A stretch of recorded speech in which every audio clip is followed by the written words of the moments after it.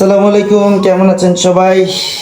সবাইকে ঈদের শুভেচ্ছা, ঈদ মোবারক। বাট আমাদের তো কোনো ঈদ নাই। এখন বাজে সন্ধ্যা 6টা।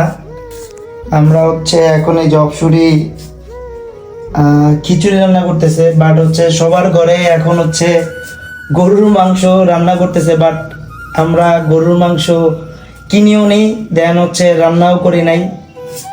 আর কোরবানি দেওয়ার কথা ছিল, কোরবানি দেওয়া হয় নাই। বাবা মা যদি না থাকে তাহলে আর কোরবানি দিয়ে কি লাভ বলেন?